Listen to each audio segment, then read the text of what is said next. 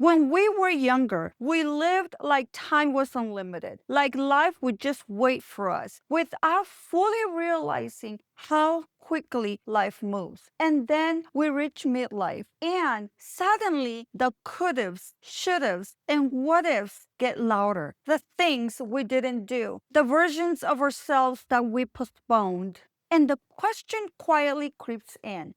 How much longer am I going to wait? Hi, I'm Ileana, and if you are new here, I help women in midlife reconnect with their bodies, reset their mindset, and step into this next season with clarity, confidence, and self respect. In today's video, I'm sharing 10 lessons I know now, the ones I truly wish I had learned earlier in life. Lessons that would have changed how I chose, how I valued myself, and how I showed up for my life.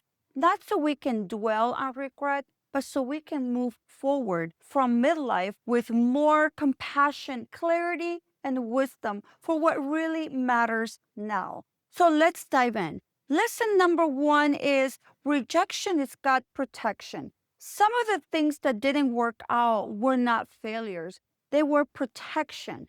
A great quote that I remind myself is that rejection is God's protection or redirection to something better. I recall many instances in my life where God's hand was upon me, redirecting me and protecting me. But my younger self did not see it that way. I would get discouraged. I thought I was not good enough and just use lots of my energy in comparison and negative self talk. In midlife, I finally understood that what felt like rejection, delay, or loss was often God redirecting me away from something that would have drained me, broken me, or kept me small and haltered my progress. And there's actually science behind this. Psychology calls it cognitive reappraisal, the ability to reinterpret difficult experiences in a more meaningful, supportive way. Studies show that people who practice this consistently have lower anxiety, lower depression, and more regulated nervous system. When you believe life is happening for you, not to you, your brain feels safer. Your cortisol drops and your body exits survival mode. I just wish I had known that sooner and had the peace of knowing that more in my life. Lesson number two, your brain is always proving you're right. Our internal chatter is one of the most important things I've learned in midlife. Your brain is not objective. It's a confirmation machine. If you tell yourself, I'm behind, I'm not good enough, I waited too long, your brain will spend all day gathering evidence to support that story.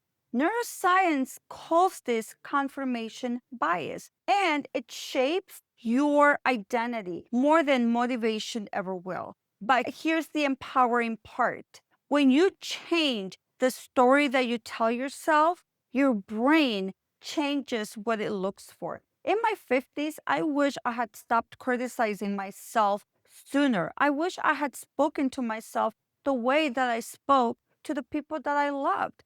Because confidence isn't built through affirmations, it's built through self trust. Lesson three, talent matters less than you think. Consistency and a growth mindset matters more. I wasted too many years believing other women were ahead because they were more gifted, because I struggled with knowing my purpose, my gift, what I was good at. I wasted a lot of energy comparing myself to talented women and wondering why I was not gifted as they were. And they weren't. They just started before I did. They dared to go for it, whatever that was. Research from psychologist Angela Duckworth shows that grit, sustained effort over time, predicts success more reliably than talent. What separates women who thrive from women who stay stuck isn't ability, it's the willingness to begin imperfectly and to keep going. If I could tell my younger self anything, it would be this: you don't need more confidence, you need more reps. For me, I believe this is where God's direction was on my life, because although I struggled identifying my talent, I did have the grit to stick to something even when I questioned myself along the way. Lesson number 4: someone else's success does not take anything from you. Midlife has taught me something powerful. There's no scarcity in opportunity, love, purpose, or fulfillment. When another woman succeeds, it does not make you smaller. This is not spiritual fluff, it's psychology. An abundance mindset shifts your nervous system out of threat and comparison. It allows creativity, clarity, and long term motivation to emerge. And here's something I wish I had learned earlier: envy isn't something to suppress, it's information. It points you directly to what you want and what's possible for you.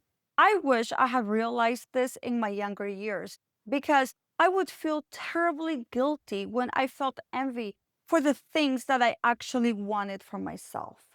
Lesson number 5 is doing hard things makes life easier. This one has been very impactful for me. Neuroscience shows that when you consistently do things that you don't feel like doing, you strengthen the part of the brain responsible for discipline, resilience, and follow through. Think of it like a mental muscle. The more you use it, the stronger it gets. Willpower isn't something you run out of. It's something that you build. Every time you show up when it's uncomfortable, every walk you take when you rather skip it, every boundary you hold when it feels awkward, every promise that you keep to yourself, you are training your brain to trust you. And that's where real confidence comes from. You're not just completing a task, you're reinforcing the identity of someone who follows through. Midlife isn't harder because you were weaker. It feels harder because we're more aware, more intentional, and our nervous system needs safety, not shame, to grow. When you choose to do the hard things gently and consistently, life actually becomes easier because you become stronger.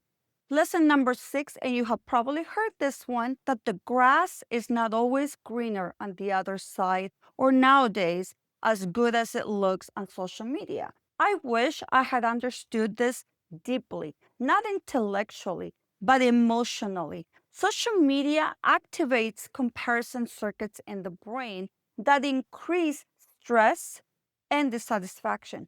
Even when we know it's curated, our nervous system reacts as if it's real. In midlife, I finally understand that most people are carrying far more than they show.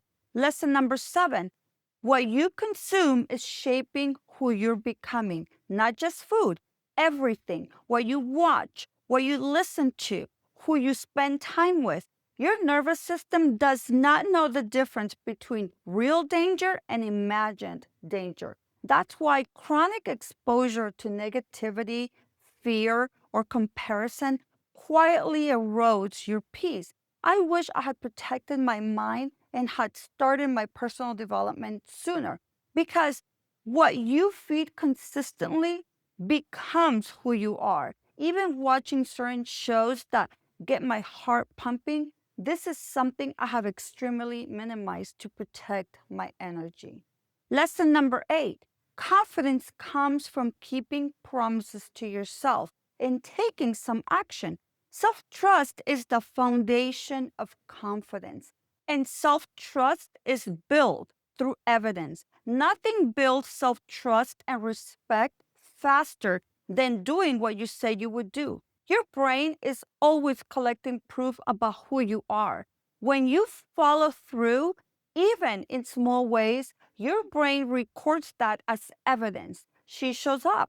She keeps her word. She can be trusted. Every broken promise weakens that internal trust. and every kept promise strengthens it.